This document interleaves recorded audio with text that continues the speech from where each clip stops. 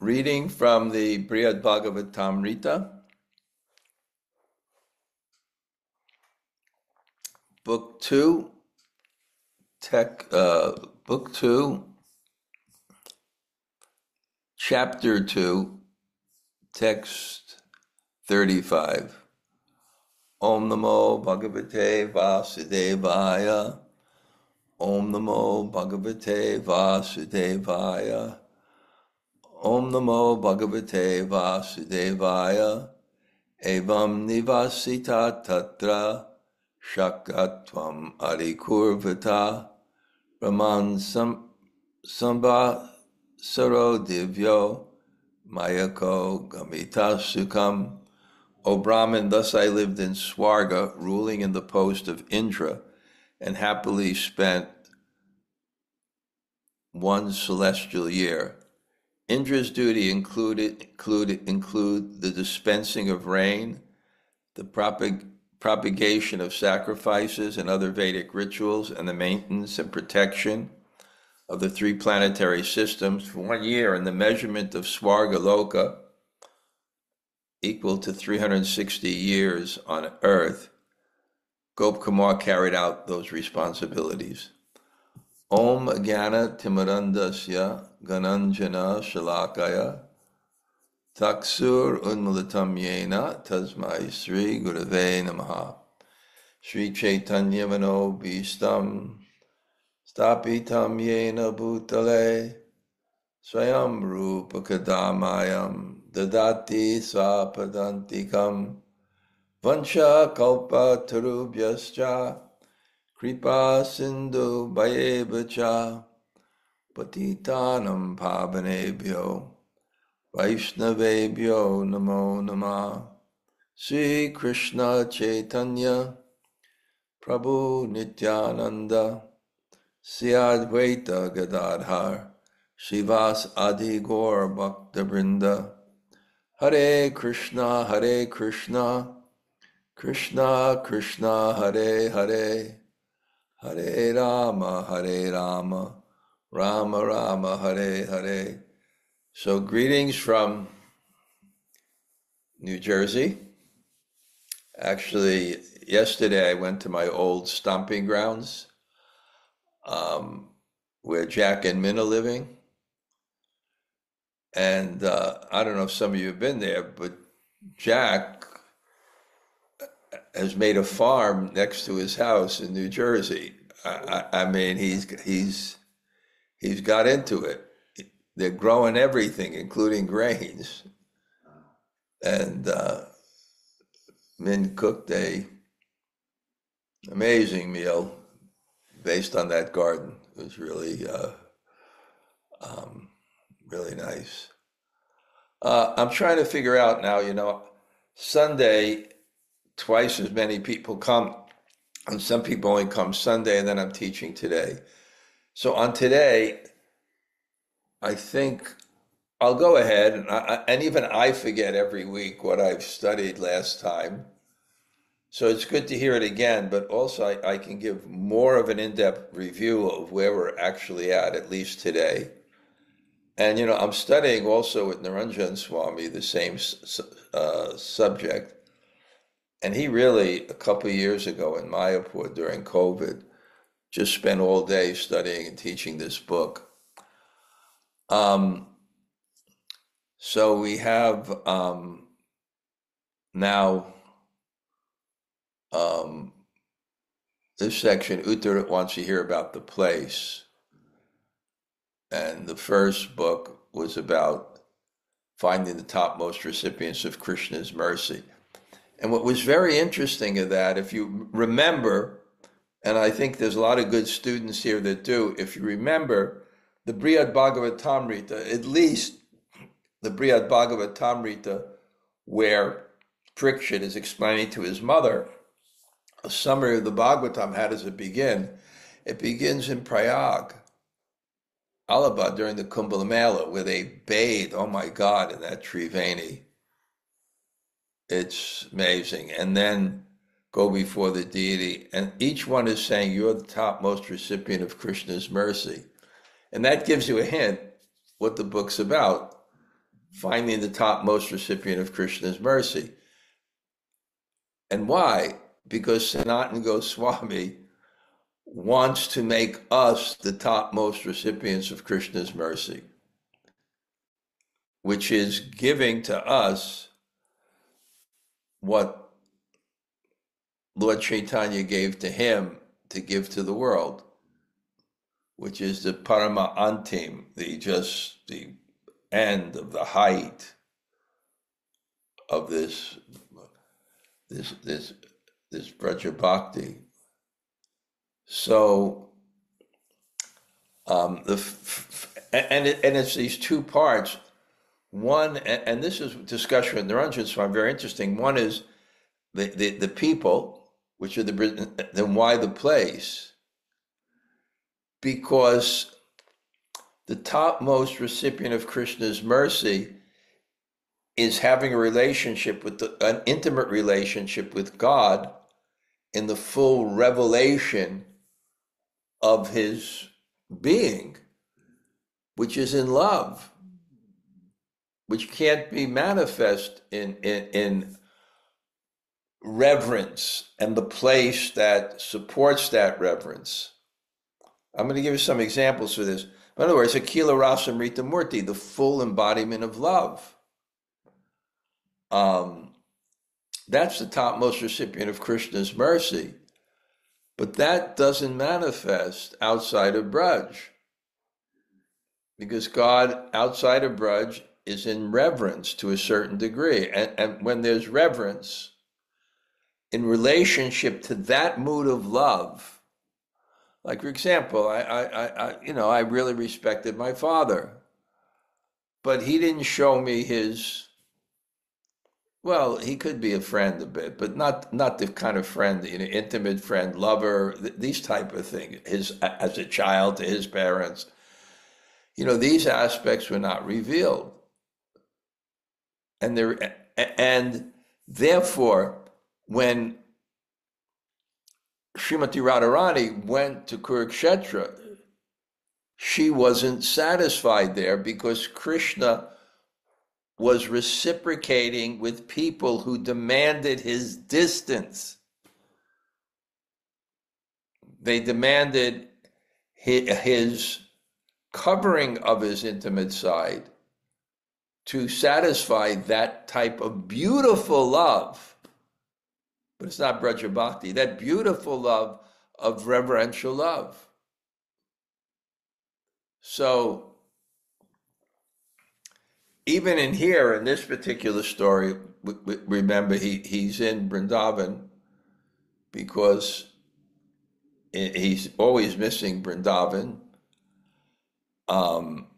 That's his mantra that he got somehow from this beautiful Brahman winding up in Braj. Remember, he gave Gop Kumar this mantra and then left. And the mantra has that potency to want to give you that Bhagavat Sarup Gyan. That's what mantra means. You get a mantra and there's a form of God in that mantra that becomes your Ishtadev, Bhagavat Sarup Gyan, and becomes your relationship, Sambandha Vishesh Gyan. This sambandha, this relationship. So he gets this mantra, and because the Guru said this will give you God, so he's searching for God, and he's in Puri, and Jagannath Puri. We know the whole Rath Yatra is because Puri means worshiping God in reverence. It's Dwarka. And the Rath Yatra is it commemorates and actually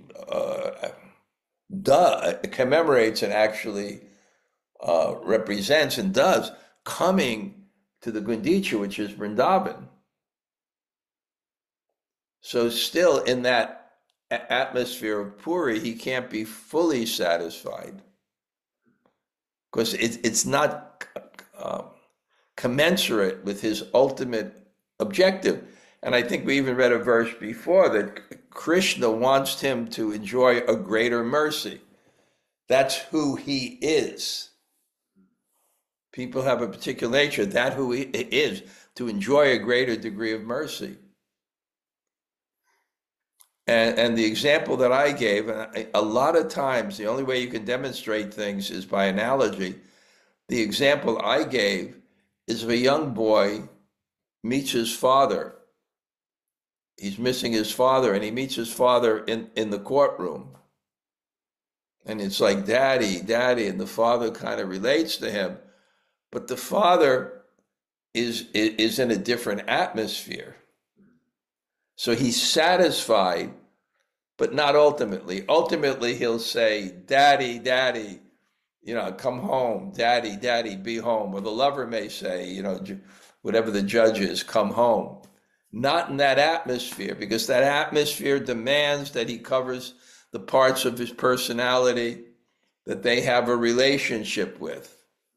So you'll see all through this Bṛhad-bhāgavatāmṛta, he'll be satisfied and not satisfied, like the child would be satisfied and not satisfied. He'll feel sheltered, Daddy, Daddy, Daddy, and he'll forget everything. He'll be completely satisfied.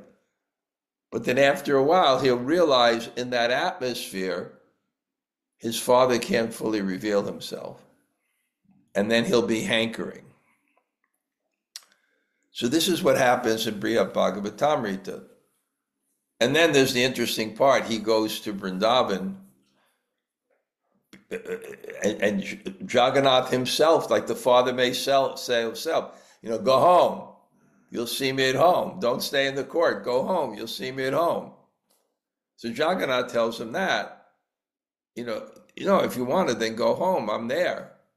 And he goes to Vrindavan, but somehow or other, he's not satisfied. Like if you go home, you don't find your father, you want to go back to the court. So he goes to Vrindavan, but he doesn't find Krishna. He doesn't find that object of love that satisfies him there, because he's not educated. He's a young kid. He didn't even know what Svarga was. So he's not educated. So I gave another analogy, and Jai Jagannath, I'm in another class, and he explained that bhakti is like an infectious disease in terms of sadhu sanga. But why? And in that association you can get it, but why don't you get it often? It's like if there's an infectious disease and there's a mask that's worked, it prevents you from getting the infectious disease. So if we don't have the proper knowledge, we'll keep a covering that'll prevent us from becoming affected. But the infection actually comes from the name and the vibration of the Shastra and the deity, not the intellect. The intellect just can open us up to that experience.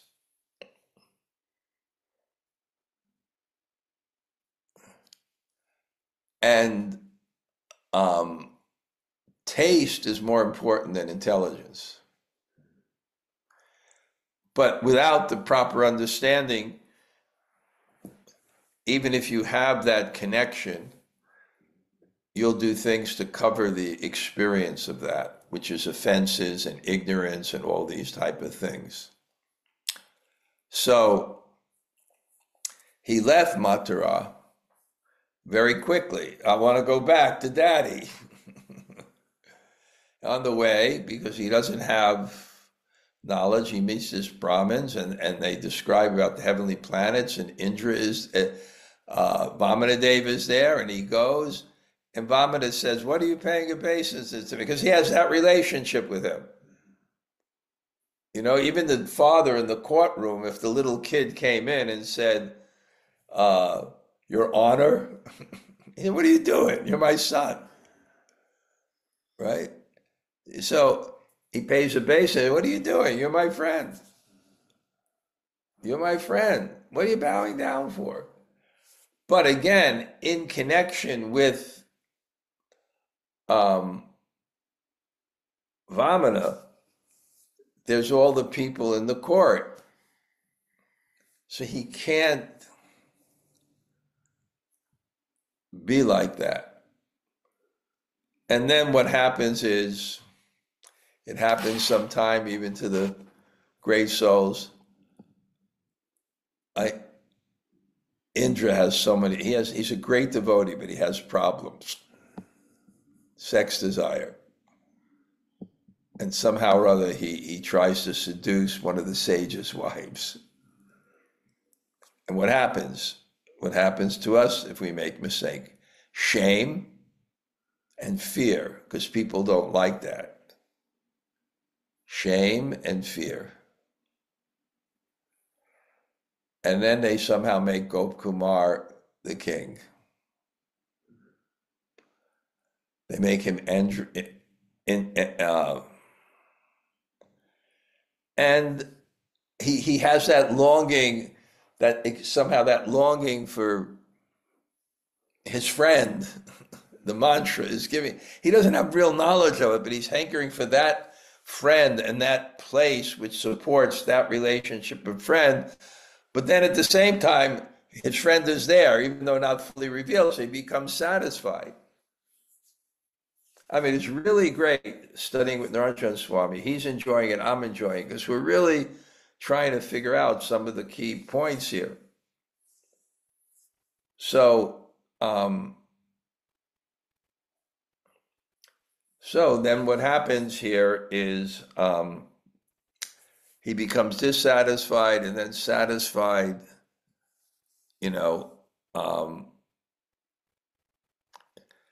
when Vishnu would become visible because he goes to a different place. His unique mercy would fill his heart with thoughts of him and dissolve all mental pain. And kind of even the pain later, when he goes a bit, he realizes he'll come back.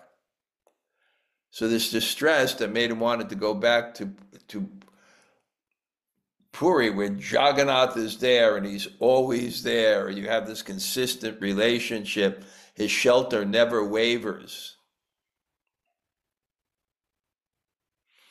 So this went on, and it went on for 360 years, or 1 year of celestial years. Now I'm going forward. I didn't really study it yet, but we'll hear the Shabda. Akasmad agatas tatra brigu mukyad maharshaya padyam pabiyutum yantas tirtani kripaya bhuvi. Once some great sages arrived unexpectedly, headed by Brigu. Out of mercy, they were on their way to purify with their feet the holy places of the earth. Purport. It was difficult to tell why these sages, headed by Brigu, Atri, Marishi, Angiri, Palasta, stopped at Svarga on the way to the earth. Moreover, before they arrived, Gopkumar had not even ever known that such sages exist. Although Marichi, not Brigu, is the eldest of the 7 sons born of the mind of Brahma, here Gopkumar gives first honor to Brigu because Brigu is a great Vaishnav and sometimes the father and goddess of Lakshmi. Brigu is often considered an empowered representative of the Supreme Lord, and he is mentioned as such by Sri Krishna himself in the Bhagavad Gita 10:25. Maharshinam Briguham. Among principal sages, I am Brigu. In the 3rd canto of the Bṛhad-bhāgavatāmṛta, Maitreya Muni also mentions Brigu as the first of the sages. When devastation takes place due to the fire emanating from the mouth of Sankarshana, the great sage headed by Brigu transport themselves from Mahaloka to Janaloka, being distressed by the heat of the blazing fire that rages through the 3 worlds below. Why had these residents of a region higher than Svarga now descended to heaven? They were traveling to earth to purify the Ganga and other holy places from the contamination brought about by the contact with sinful visitors. The sages wanted to sanctify the holy places on earth with the touch of their own feet. Even though the sages, by the power...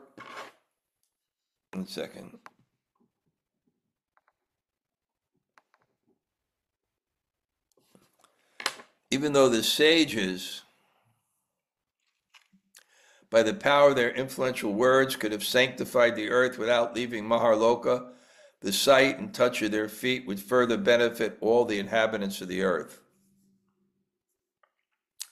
Sasambramam sarai sarver rishabir guruna swayam vishnuna charchamanaste maya drishtasa vismayam.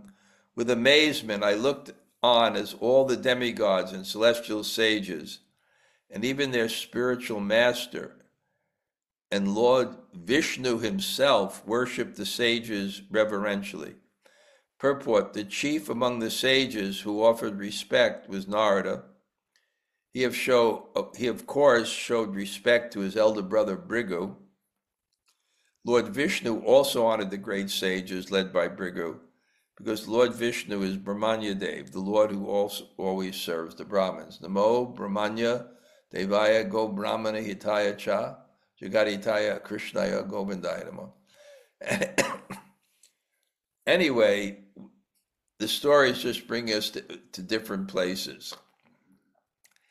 And we'll see the glory of Braj because it is the environment, including the people, which allow God to be himself, which according to the teachings of Chaitanya Mahaprabhu, Ete Chamsa Kalap Pumsa Krishnas Tu Bhagavan, because this is the Swayam Bhagavan, the full manifestation of God. Aham cha banivo Vishnu Sevananda Hritantara Najane tam matasviyai peritastar apujayam. I was a new residence of Svarga, my heart distracted by the bliss of serving Lord Vishnu, so I failed to recognize the sages. But at the urging of my companions, I too worshiped them. Purport: despite occupying the post of Indra, Gopkumar first neglected to come forward to worship his venerable guests. Because he did not know who they were. He wondered whether they were some demigods or Devarshis of Svargaloka he had not seen before, or visitors from some other world. One second.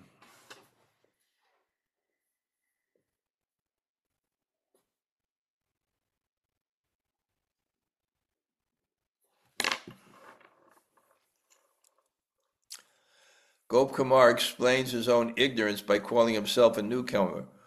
Although he had already been living in Svarga for a year of the demigods, he had been too much absorbed in the joy of devotional service in Lord Vishnu to become interested in learning about anything else.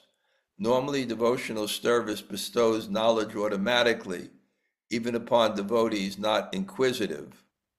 But Gopkumar's case was special. As Narada will explain at the end of the 5th chapter, Gopkumar, thanks to a special blessing from his spiritual master, remained naive about the ways of the world.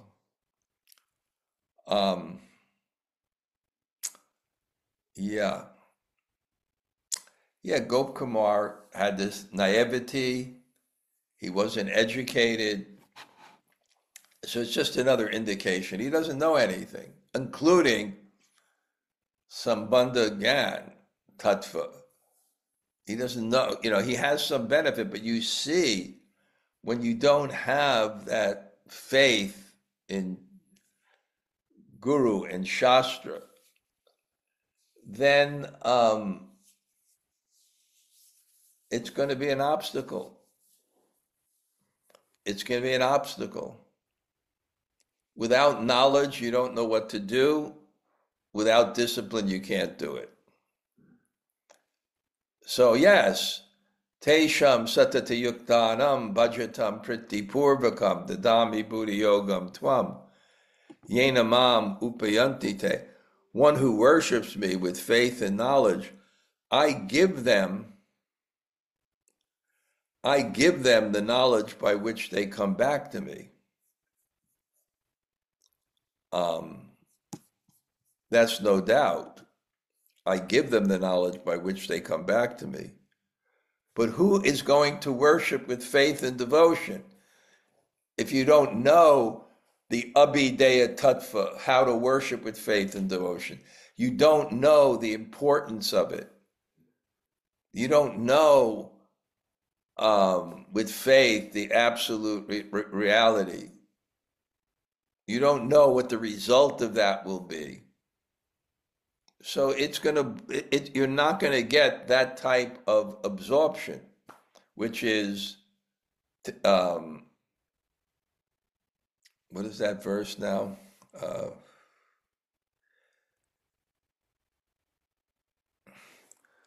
I'm sorry, this is ridiculous. I can't remember this verse. It's the first time I ever forgot it. One second.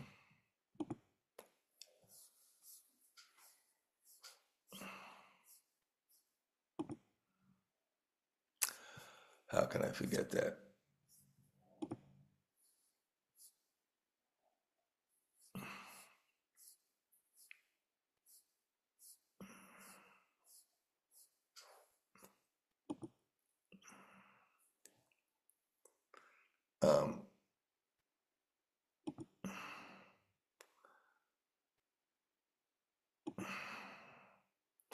Okay.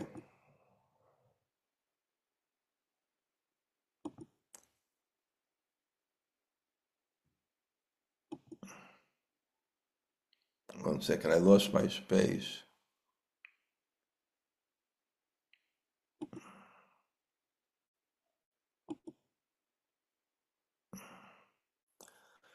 Yeah, yoginam bapi sarvesham madgatena taratmanam shradhavam bhajate evaṁ. One who worships me with faith and devotion is the highest of all. One who has faith and devotion. But faith requires an understanding also. That's why the uttama adhikari is one who has faith and knowledge. What's the difference between a madhyam and uttam and a kanishta?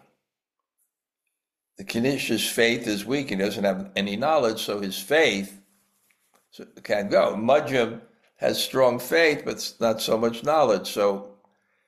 But uttam, this is the qualification for being fixed in that process that infects you with bhakti. He has faith and he has knowledge. So he's fixed. So he didn't have it. And therefore, he doesn't remain fixed. He goes to Vrindavan.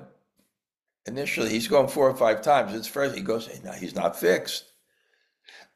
And therefore, he's wandering from failure is the stepping stone to success, because it tells you where not to go. So there's a path where you have kind of sincerity and faith, and then you'll say, no, it's not this, and then you'll go here and move, and then you'll go not this, but you won't go straight to the path without that kind of conviction. Abhinandya subhasir bir mamte gacham yata sukham tirubhavadupendropi maya prishtastatamara. The sages greeted me with auspicious blessings and happily went on their way.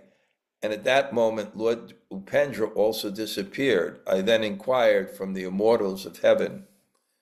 Purport: apparently the sages visiting Maharloka felt no offense at being neglected by the cowherd Indra, since they happily offered him as their blessings. But they moved on, and at the same time Lord Vamana also disappeared. This was necessary for Gopkumar's benefit. In front of the Lord, he would have been unable to inquire about the sages, for the Lord's presence, devotional etiquette, involves conversations that do not involve him. As long as Lord Vamana was to be seen, Gopkumar, distracted by ecstasy, but unable to be able to think about Svarga. So now he has all these questions, right? These people seem so elevated, even God is worshiping them, but he can't inquire if Vamana is there. It's just like there's one principle: we should not circumambulate anyone in front of the deities. Actually, we shouldn't do that. We shouldn't have a big circle of kirtan and throw someone in front of the deities. Because being in the center of a circle is an indication of being worshipped. That's why when we circumambulate the temple, we circumambulate Govardhan, it's an item of worship. So we should not put anybody else in the center. And the same thing in front of God, he should be the center, including how you talk. So now he can inquire from the other demigods in Svargaloka. Now he can inquire what just happened. Puja deva ninam puja devanam apyamituke kim mahatmya mahatejo mayaiko vasantiva. The demigods are worshipped by men, but who are those persons worshipped even by the demigods? What makes them so great? Where do those effulgent persons live? You go to a place because it facilitates certain types of people. Why do we go to Vrindavan? And why do some people want to go someplace else? Paris, why do they want to go someplace else? The Lower East Side, the Upper East Side, Miami Beach. Why do they go? They don't just go for the place because it's the people who support their mood. So now he sees these people so exalted, he doesn't have enough information to really categorize them as not his goal and not his place. You see, so you waste time. You waste time. This is first-class person. He hears from the Shastra, then immediately he acts. Second-class person, he hears from the Shastra, then makes mistakes, and then he acts properly. And the third-class person, he hears from the Shastra, makes mistakes, and makes them again and again.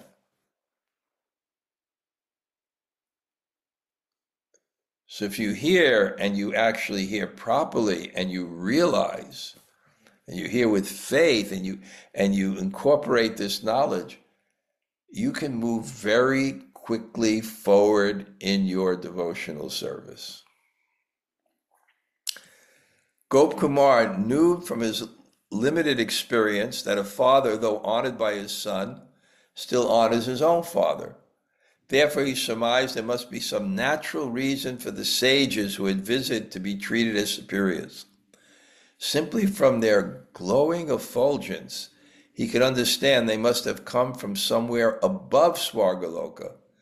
He wondered where they came from and whom they worshipped. He became curious to visit that place and to see their Lord. So again, the Bhagavatam,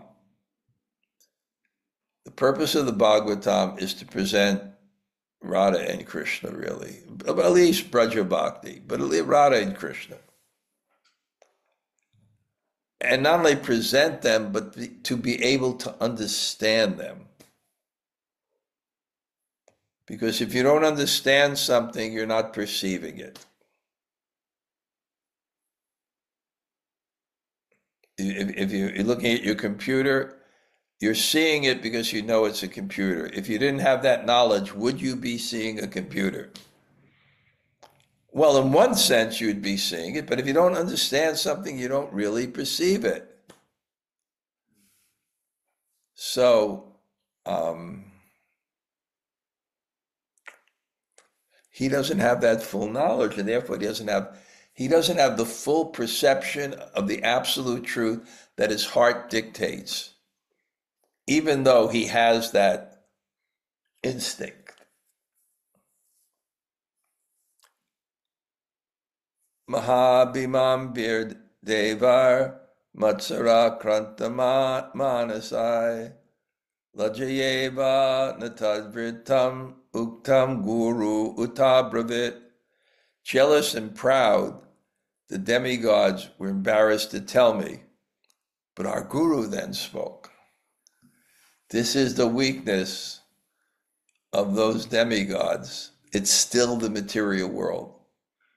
Still, even though it's described that they're fearless and there's so many qualities, this is the quality that stays in the material world to the very end, which is jealousy and envy. And therefore the Bhagavatam is so exalted, because Dharma projita kaitavotra paramo namatsaranam satam.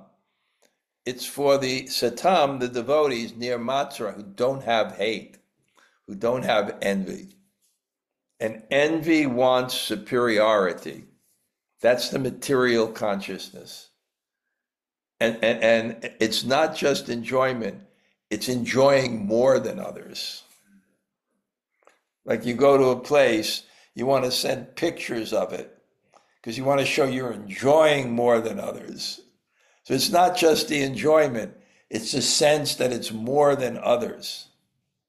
And that's material consciousness. That's what drives it. Icha, dvesha, samutena, dvandva mohena. We're born into this world overcome by these dualities of desire and hate. And therefore, a paramahamsa is what? It's defined the topmost devotee, devoid of the propensity to criticize others, which is our tool of exerting superiority. Our tool for exerting superiority is putting people down. So somehow or other, matsara kranta, they're affected, matsara kranta, they're affected by jealousy and maha abhimani, very self-conceit. I am a demigod, I am superior to others, and if they don't like someone else, wow, above me. It's so tough. Even a devotional society of devotees, it so strikes someone, hurts someone, that someone is better than. And that's why, there's so much hate in spiritual societies, unfortunately, because this ego is there, it's driving people. Put people down. Someone goes down, let's crush him. This is good. I'm superior. Virtue signaling. Desire for reputation, using the internet. Let me get on the internet and lead the charge of against someone.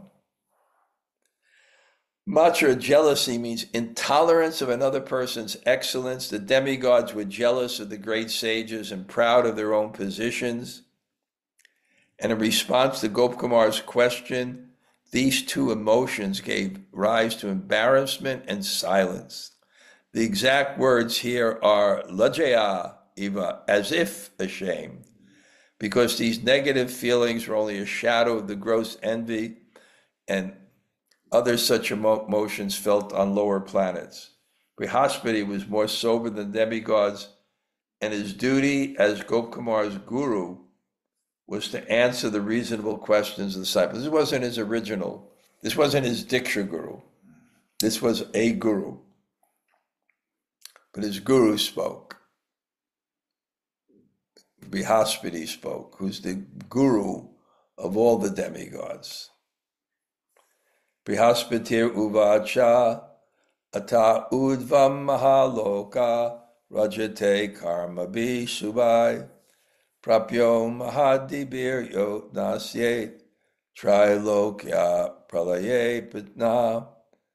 Sri Brihaspati said, above this realm shines the world called Mahaloka, attainable through the best of pious works. Even when the three worlds are annihilated, this world is not destroyed. So now, again, the Bhagavatam is a progression. It's a progression, and it even describes in the second canto a particular process where one is a yogi, and to become free from material desires, he ascends through the planetary systems. So, where is that? I think I just read it in the Bhagavatam, the Narada Muni's instructions.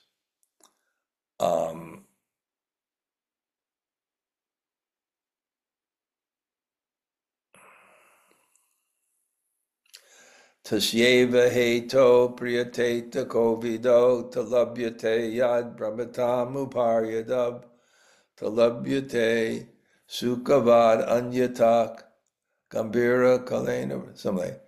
One who's intelligent, he goes for that which has purpose. He doesn't wander in the universe. This is one of the reasons, if you notice, in the Bṛhad-bhāgavatāmṛta so far, in the beginning, when they describe, when Narada is looking for the topmost devotee, why are they all wealthy? The Brahman is the top, guy there, and the king is the top guy. And then he goes to Indra, he's the top guy, and Brahma, he's the top. Because one of the subjects of the Bhagavatam that has to be covered, and it's covered so intelligently here, is you must describe kings. And the reason why you must describe kings is because we're here in the material world to enjoy and control. And you have to hear about kings. You have to hear about how miserable they are. Even though they have all that wealth, all that power, all the ability to control, you have to see how janma, mrityu, jara, vyadi, dukkha, doshana, darshanam. You have to see that the real problem is birth, death, disease, and old age, and those kings also. You have to see that. Otherwise, you'll have the faith to achieve that. And how deeply that is in all our hearts. Let us achieve that. Let us achieve more and more so we can control, so we can enjoy, so we can feel superiority. So it must be described. It must be, and it's described here. And look what happened. Indra's the king of heaven. He had everything. He becomes attracted to some lady, some sage wife. You know, shame and fear. That's not our. And what does it show? It shows you're also not satisfied being the king of heaven. In fact, you can become very isolated. Because when you have such strong position of material opulence, you don't know if people are loving you for your qualities or loving you for your money. And then all the rich and famous, you know how miserable they are? It's so sad, actually, how miserable they are with their big yachts and their big parties, because it's so filled with duality, because they're getting old and their future is horrible. Their future is old age, their future is disease, their future is death. How can you be happy if that's your future? You can only be happy if your future is eternal life. Knowledge and exist, Satchit Ananda. If it's Satchit Ananda, you can't be happy if that's your goal. It weighs on your head. It doesn't matter if you're 30 or 40. If you don't know God, if you don't know you're eternal, and that becomes your objective, it is a burden. It's a rock, an existential rock on your head. It's torturous. All these people are tortured. So, as difficult as it is for ordinary mortals to enter heaven, the requirements for entering Mahaloka are even more stringent. An aspirant must complete ritual sacrifices and yoga meditation of a lofty standard, uncorrupted by lower motives. Only then might he be accepted or for elevation to Mahaloka, which survives the dissolution of the three worlds. Bhur, Bhuvar, Swa, the three worlds. Because most of the residents of Mahaloka are candidates for liberation, the planet exists as long as that of Lord Brahma. Yatahi kota gunitam samrajyat sukham ayendrikam tatkoti gunitam tatra prajapatyam sukham. As the happiness of Indra is considered millions of times greater than that of a ruler on earth, the happiness of Prajapati is 1,000,000 times greater than Indra. The sages living in Mahaloka are Prajapatis, the original forefathers of the population of the universe. They are the first authorities on the Vedic path of karma. And now we'll read just a few verses ahead. Endowed with such happiness, the Prajapatis live on Mahaloka, enjoying the greatest pleasure and directly worshiping in various places the Lord of Sacrifice, who is there in person as their master. Sri Gopkumar said, upon hearing this, I at once lost my attachment to the post of Indra and wanted to go see that Supreme Lord being worshipped by great souls who are worshipped by those who are worshipped. I made this my intention and chanted my mantra, and as soon as a celestial airplane picked me up, I found myself transported to Mahaloka. Akama sarva kama va moksha kama udaradi tivrena bhakti yogena tivrena yajate. The mantra, it's for everyone. Tivrena, if it's chanted without distraction.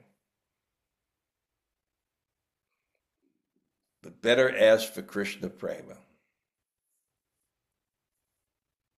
Such happiness, opulence, and worship of the Lord as found nowhere in the three worlds, it's all there perfectly, indescribable to words. While the great sages endowed with pure devotion offered thousands of great sacrifices, I saw the Lord of Sacrifice, the Supreme Controller, stand up brilliantly from midst the fires of oblation and delight in his pastime as the enjoyer of the sacrificial offerings. That Lord sacrifice personified, radiant as millions of suns, his mighty form enchanting to the world, reached out his hand, accepted the charu offering, and granted the sacrifices pleasing benedictions. With words drenched in compassion, he gave me with his own hand the mahaprasad of his remnants. Awestruck by the sight of him, out of sheer joy, I felt compelled to bow down. By that Lord's abundant mercy, I attained an exceptional bliss I have never known before, and all my desires were fulfilled. I wandered here and there in the company of those great compassionate sages. In every dwelling, I saw the Lord of the universe present in the same way. Thinking myself in every respect fully successful, I happily took up residence in Mahaloka. Once the great sage spoke to me as follows. Wow, they offer him Brahminical status and worship of the Lord.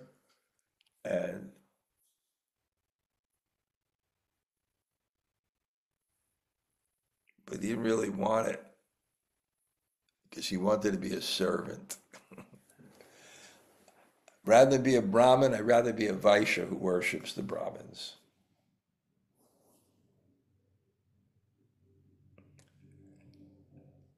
And he was afraid of becoming lax in his Braja Bhakti. He declined the status of Brahmin. Wow. Next class we'll get into describing all this. Shamunajaya, are you have some reflection today?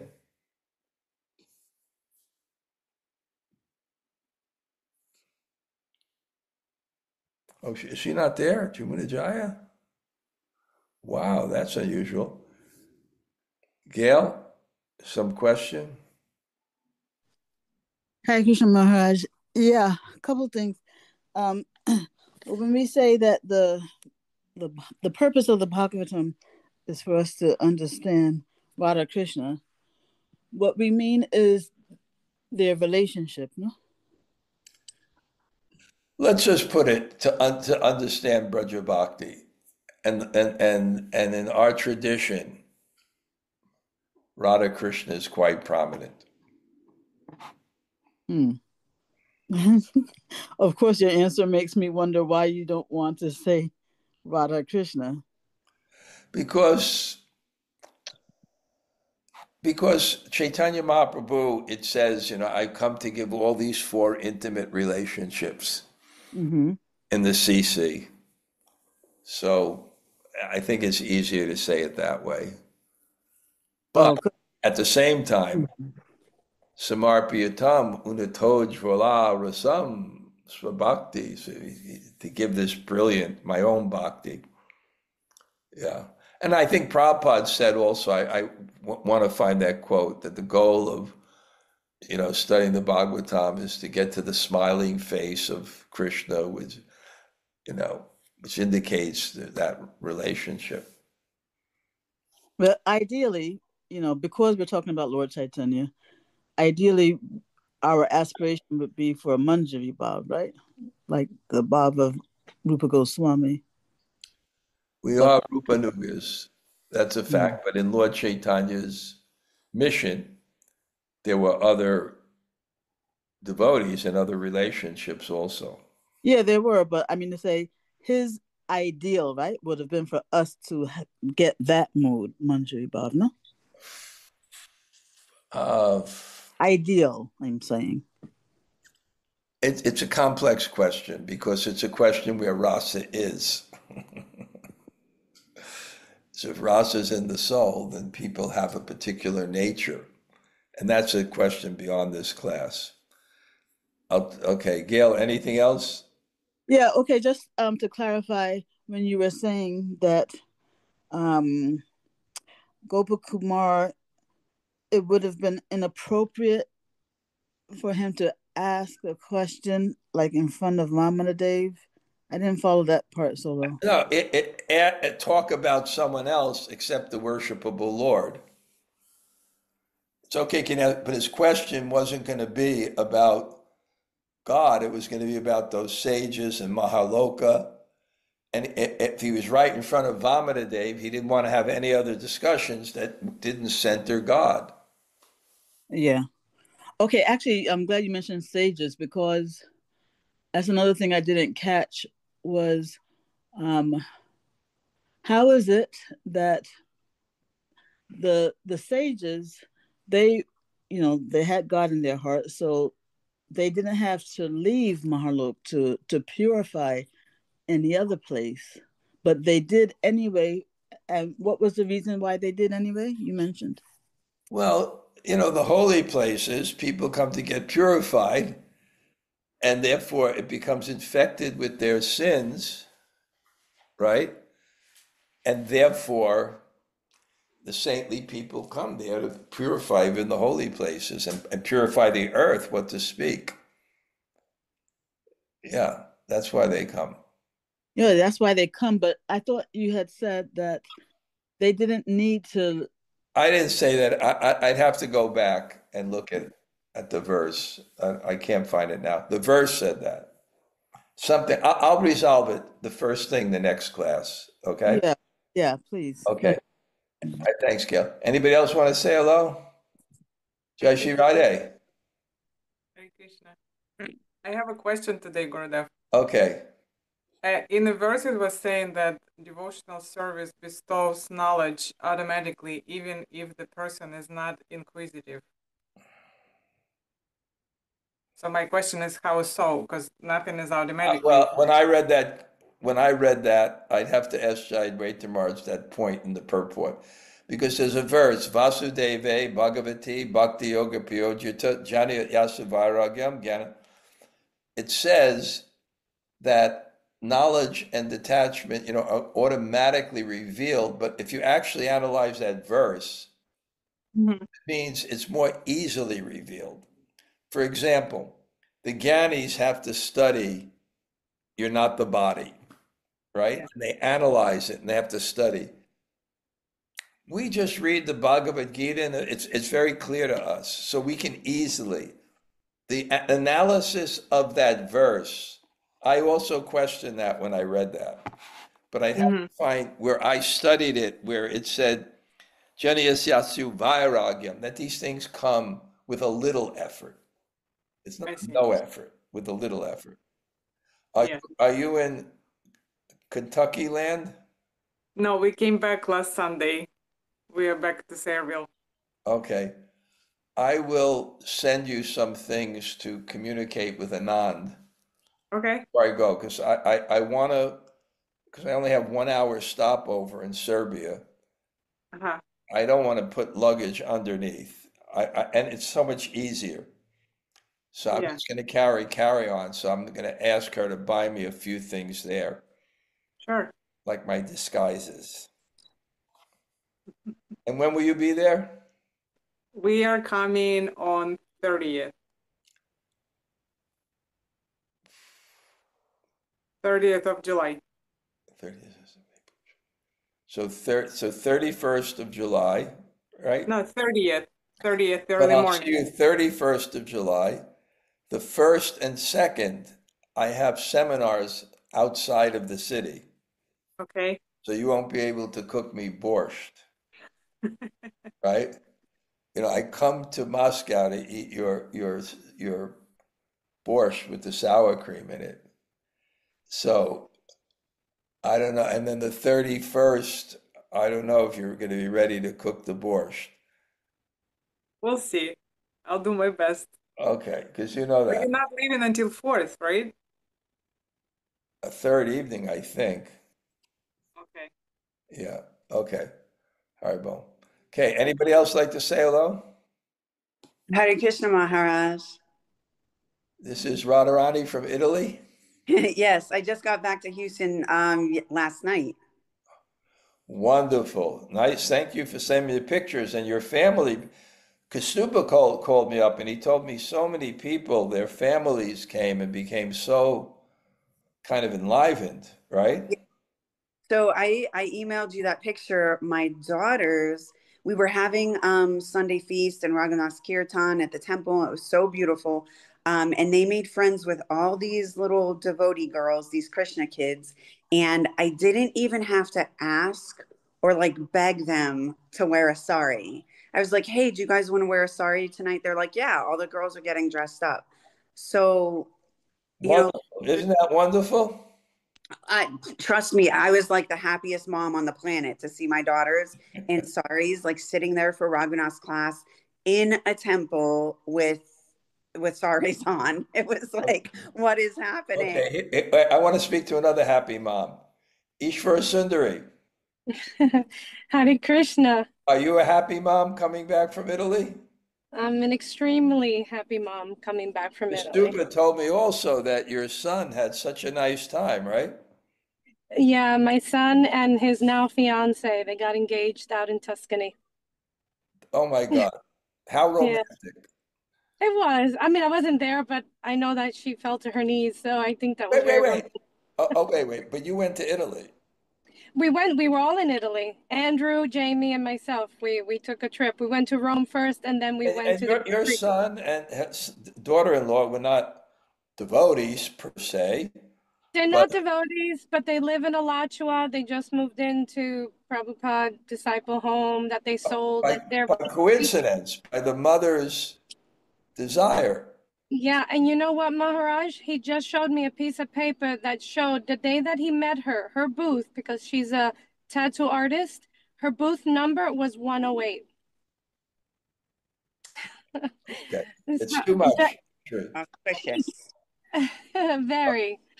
Okay, well, that's good. No, Kastuba told me that you were there. He was very happy that you were there. Yeah, thank you. And Yeah, it's a great thing because now you and Radharani brought your families forward. That's a great joy for you. That's great. Yes. yeah. My husband came home wearing Tulsi around his neck. Okay, this is too much, Radharani. Okay, I don't know. Okay, okay. Anybody else say hello? Krishna Maharaj, can I ask you a question? Kaylee Nakunj, are you going to be waiting for me in St. Petersburg? I'm going to Moscow on Tuesday, so I'll meet you there, I hope. You'll see me in Moscow too. Yes. Okay. And are you going to visit Nilambari on Wednesday? Okay. Yeah. No. Yeah. Okay. Okay. You'll see. Okay. Quickly, because actually, oh my God, I really can't answer a question. Write it for me because I have another class. If you want to listen in a half hour with Malika Mala, And where should I can get the link? I'm going to link it to you right now. Okay. Okay. I have to go now, but I'm looking at the list of all the people that came today. Wow. Great. Thank you all. Okay. If you want to put on your cameras, I'll just look at you all. Okay. Okay. Wow. Okay. Wow. Oh, wow. New people. Nice as Prabhu Vishnu. I see you again. And Samantha, great to see you. Haribo. That's great. Hare Krishna Maharaj. Great to see you. Okay. Good that we're keeping in touch and you're listening to the classes. Okay. Okay. Haribo. I have to go now for another class. Okay. I'm Yes. seeing you. Oh, yes. And I went back to the podcast. Hi, Krishna Maharaj. Okay. Okay. Nice to see everybody. Haribo. I have another class real soon, so I Very I well. I will